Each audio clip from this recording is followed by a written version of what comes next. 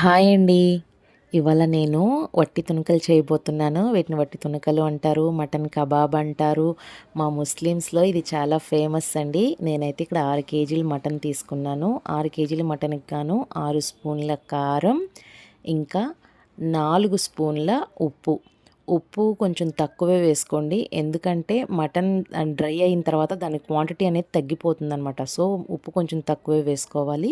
4 స్పూన్ల మిరియాల పొడి. ఈ మిరియాల పొడి వేయటం వల్ల ఆ నీచు వాసన అనేది రాకుండా ఉంటుందన్నమాట.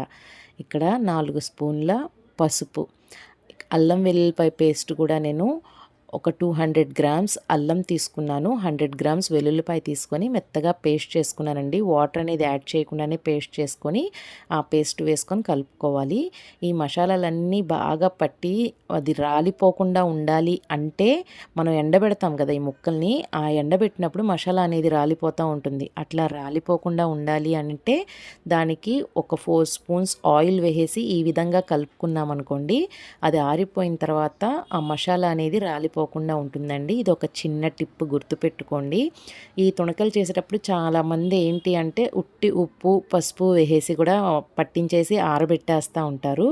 కానీ మా ముస్లిం స్టైల్ అయితే ఖచ్చితంగా ఇలాగే చేస్తారండి. ఎందుకంటే చూసారు కదా, ఈ పాలాన ముక్కలకి అన్నిటికీ మసాలా పట్టించేసుకొని మనం దీన్ని ఆరబెట్టుకున్నామంటే మనం ఇంకా ఈ పాలన ఆరిపోయిన తర్వాత డైరెక్ట్గా ఫ్రై చేసుకొని తినేసేయచ్చు. ఇంకా దానికి మనం ఏమి చల్లటం కానీ కలపటం కానీ మసాలాలు ఏమీ అవసరం లేదనమాట. సైడ్ డిష్ ఇంకా పప్పుచారు రసం ఏం వండుకున్నా ఆ ముక్కల్ని ఫ్రై చేసేసుకుంటే డైరెక్ట్గా తినేసేయచ్చు అనమాట. అంత బాగుంటుంది. మేము ఈ ముక్కలతో మనం కర్రీ కూడా ప్రిపేర్ చేయొచ్చండి. మీకు ఆ కర్రీ కావాలనుకుంటే నాకు మెసేజ్ చేయండి, తప్పకుండా చేసి చూపిస్తాను. సేమ్ ఇదే పాళాలుగా నేను మిగతా మటన్ని కూడా మసాలాలన్నీ బాగా కలిసేటట్టు కలిపేసుకుంటున్నాను. ఈ ఈ మటన్ కబాబ్స్ చేసేటప్పుడు గుర్తుపెట్టుకోవాల్సిన ఒక ముఖ్య విషయం ఏంటి అంటే, మనం మటన్ క్లీన్ చేసిన తర్వాత అందులో అస్సలు వాటర్ అనేది ఉండకూడదండి. ఏ మాత్రం వాటర్ ఉన్నా కూడా మనం ఇప్పుడు ఆరబెట్టినప్పుడు బాగానే ఉంటుంది. తర్వాత దానికి బూజు అనేది వచ్చేస్తుందన్నమాట. సో, బూజు రాకుండా ఉండాలి అంటే దాంట్లో వాటర్ శాతం అనేది ఉండకూడదు. క్లీన్ చేసిన తర్వాత ఒక 3, 4 గంటలైనా సరే ఒక జల్లెడ బుట్టలో వేసేసి పక్కన పెట్టేసామనుకోండి, అస్సలు డ్రాప్ వాటర్ కూడా లేకుండా మొత్తం దాని నుంచి వెళ్ళిపోతుందనమాట. ఈ విధంగా వాటర్ అంతా పోయిన తర్వాత ఈ ప్రాసెస్ అంతా స్టార్ట్ చేసుకోవాలి మనం. చెప్పాను కదా, వాటర్ ఉంటే మాత్రం బూజ్ అనేది వచ్చేస్తుంది. మనం సంవత్సరం పాటు నిలవ ఉండాలి అంటే దానికి తగ్గట్టు కొంచెం ప్రిపరేషన్ అనేది ఉంటుంది. చూసారు కదా, ఇప్పుడు అంతా మసాలాలన్నీ బాగా కలిపేసిన తర్వాత ఒక వైర్ కానీ పురికొస కానీ తాడు కానీ ఏదైనా పర్వాలేదండి, దాన్ని ఒక దబ్బలానికి గుచ్చుకొని ఈ విధంగా మనం గుచ్చుకోవాలి. దబ్బలంతో ఈజీగా వెళ్ళిపోతుందండి ఆ ముక్కకి. ఆ ముక్కలు కూడా చూసారా ఎంత బారుగా ఉన్నాయో. మనం షాప్లో చెప్తే చక్కగా వాళ్ళు ఆ విధంగా కట్ చేసి ఇస్తారనమాట. ఈ విధంగా గుచ్చేసుకొని మనం ఎండలో అనేది ఆరబెట్టుకోవాలి. చూసారు కదా, మనకి ఎన్ని కావాలనుకుంటే అన్నీ. కానీ ఎక్కువ ముక్కలు ఒకే తాడు గుచ్చుకోమాకండి, వెయిట్కి మనం కట్టడానికి ఇబ్బంది అవుతుందన్నమాట.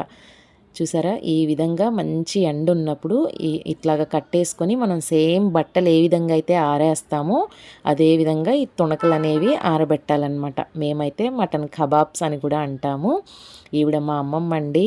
మొత్తం నేను ప్రాసెస్ అంతా చేసేసి చక్కగా ఇట్లా ఆరబెట్టేసి వచ్చాను. మొత్తం ఆవిడే దగ్గరుండి చూసుకొని చక్కగా డ్రైగా అయిన తర్వాత మళ్ళీ ఇచ్చి పంపించారు ఇంటికి. ఈ విధంగా ఆరబెట్టేసుకోవాలన్నమాట. చెప్పాను కదండి, ఇవి ఈజీగా సంవత్సరం పాటు నిలువ ఉంటాయి. ఏ మాత్రం కూడా భయపడాల్సిన అవసరం ఉండదండి. టేస్ట్ కూడా అద్భుతంగా ఉంటుంది. మనకి మటన్ అంటే హెల్దీనే కదా, అప్పటికప్పుడు వెళ్ళి తెచ్చుకోవాలి, దాన్ని వండుకోవాలి, ప్రాసెస్ ఇదంతా లేకుండా ఈ విధంగా చేసి పెట్టుకున్నాము అంటే చక్కగా ఆరిపోయిన ముక్కలు డబ్బాలోంచి 4 ముక్కలు తీసి కొంచెం కచ్చాపచ్చాగా దంచేసి వేయించుకున్నామంటే క్రిస్పీగా మటన్ కబాబ్ అనేది రెడీ అయిపోతుంది. ఎంత మంచి ఎండలంటే ఒక్క రోజులోనే దెబ్బగా ఆరిపోయినాయండి. ఆ షేప్ అంతా మీకు చూస్తుంటేనే అబ్జర్వ్ చేయండి. మొక్కంతా సన్నబడిపోయింది, వాటర్ శాతం అంతా పోయింది కదా, చక్కగా ఆరిపోయింది. 2 రోజులకి ఎంత పెళ్ళ ఎండిపోయినాయి అంటే చూడండి మీరే. ఇప్పుడు ఈ ముక్కలు 2 రోజులండి, కరెక్ట్గా 2 రోజుల్లో చక్కగా ఆరిపోయినాయి అనమాట. ఇప్పుడు దీనికి ఉన్న వైర్ని మనం కట్ చేసి తీసేసుకోవాలి. కట్ చేసి తీసుకొని మనం ఏదన్నా ఒక ఎయిర్‌టైట్ కంటైనర్‌లో వేసి చక్కగా పెట్టేసుకున్నామంటే సంవత్సరం పాటు స్టాక్ ఉంటుంది. ఇప్పుడు ఈ ముక్కల్ని మనం ఏం చేయాలంటే ఒక్కసారి మనకి బండ గానీ ఏదన్నా ఉంటుంది కదా! దాన్ని తీసుకొని ఒక్కసారి ఇట్లా కొట్టాలండి. మరీ ఎక్కువ కాదు. కొట్టామంటే అది కొంచెం మెత్తబడుతుందనమాట ముక్క. అప్పుడు మనం దాన్ని ఫ్రై చేసుకోవచ్చు. ఒకవేళ మీరు దీంతో కర్రీ వండుకోవాలి అనుకుంటే గనక వేడి నీళ్ళల్లో ఈ ముక్కల్ని వేసేసి ఒక్క 10 నిమిషాలు నానబెట్టామంటే ముక్క మెత్తబడుతుంది. అప్పుడు దాంతో కర్రీ వండుకోవచ్చు. డైరెక్ట్‌గా ఇలా వేసామంటే మనం తినలేమండి. ఒక్కసారి దీన్ని చితక్కొట్టుకుంటే ముక్క అనేది మెత్తపడుతుంది. వేయించుకున్నప్పుడు ఒక రకమైన క్రిస్పీనెస్ వస్తుందన్నమాట. ఈ ముక్కల్ని ఇట్లా కొట్టుకొని వేయించుకోవాలి. ఇప్పుడు ఆయిల్ బాగా కాగబెట్టుకొని కాగిన తర్వాత ఈ ముక్కల్ని వేసి వేయించుకోవాలి.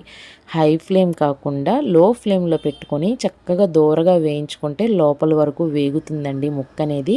హెల్త్ పరంగా చాలా మంచిది. ఇప్పుడు మాకు నెక్స్ట్ మంత్ జూన్‌లో బక్రీద్ రాబోతుంది. అప్పుడు అందరూ ఇళ్లల్లో ఇవి తప్పకుండా చేసుకుంటారనమాట. మాకు బక్రీద్‌లో కుర్బానీ ఇచ్చినప్పుడు 3 వాటాలు ఉంటాయండి. ఒక వాటా మన చుట్టాలకు పంచుకోవడానికి, ఒక వాటా పేదవాళ్ళకి ఇవ్వటానికి, ఒక వాటా మన ఇంట్లోకి వాడుకోవడానికనమాట. మన ఇంట్లోకి వాడుకున్న వాటాని ఒక్క రోజులో తినటం సాధ్యం కాదు కాబట్టి ఈ విధంగా మేము ప్రిపేర్ చేసేసి నిలవ పెట్టుకుంటాం అనమాట. హార్వెస్టింగ్ సంవత్సరం పాటు దీన్ని నిలవ పెట్టుకొని తినొచ్చు మనం చక్కగా. ఇది అయిపోయిన తర్వాత వెంటనే వర్షాకాలం వస్తుంది కదా! ఇక వర్షాకాలంలో మనకి ఇట్లాగా స్నాక్స్ రూపంలో కూడా సైడ్ డిష్ పచ్చడి కానీ ఏదున్నా సరే ఇదొక్క ముక్క ఉందంటే చక్కగా కడుపు నిండా అన్నం తినచ్చండి. చూసారు కదా, లో ఫ్లేమ్లో పెట్టుకొని ఈ విధంగా దోరగా వేయించేసుకుంటే ఎంత మంచి రంగులో వేగినాయో చూడండి. ఈ విధంగా వేయించేసుకొని ఒక ప్లేట్లోకి తీసుకొని సర్వ్ చేసుకోవటమే. చెప్పాను కదా, దీంతో కర్రీ కూడా వండుకోవచ్చండి. చాలా బాగుంటుంది. తప్పకుండా ట్రై చేయండి. మీకు కనుక ఈ వీడియో చూసినప్పుడు ఏమైనా డౌట్స్ ఉంటే నాకు కింద కామెంట్ బాక్స్లో మెసేజ్ చేయండి. నేను తప్పకుండా రిప్లై ఇస్తాను. నా వీడియో కనుక నచ్చితే లైక్ చేయండి, షేర్ చేయండి, నా ఛానల్ని సబ్స్క్రైబ్ చేసుకోండి.